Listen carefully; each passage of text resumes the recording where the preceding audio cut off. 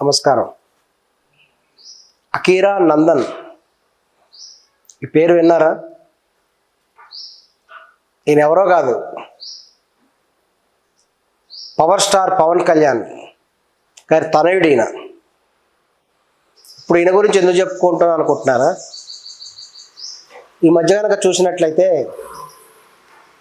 పవన్ కళ్యాణ్ గారితో పాటు కూడా ఇతను కూడా చాలా వేదికల మీద కనిపిస్తున్నాడు. అంతేకాకుండా ఆయన గురించి కొన్ని వీడియోలు కూడా రిలీజ్ అయినాయి.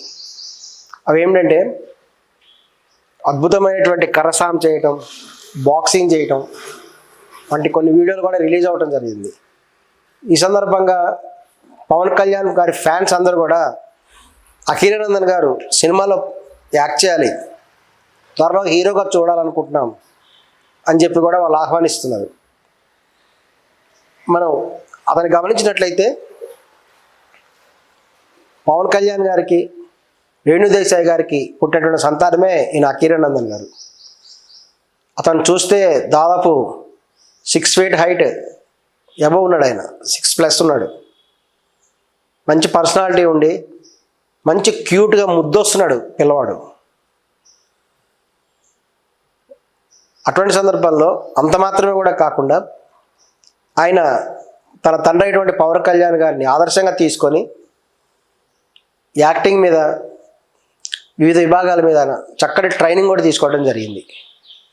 దాంతోపాటు అనేక మార్షల్ ఆర్ట్స్లో కూడా తను ఎంతో ట్రైనింగ్ తీసుకున్నాడు. డ్యాన్స్లో కూడా చక్కటి ట్రైనింగ్ తీసుకోవడం జరిగింది. ఆయన చూస్తే దాదాపు జూనియర్ ప్రభాస్ అని కూడా అంటున్నారు ఆయన్ని. ఆ కర్రసాము అతను చేసే స్టైల్ కనుక చూసినట్లయితే దాదాపు ఇప్పటి హీరోలు ఎవరు అలా కర్రను తిప్పలేరేమో.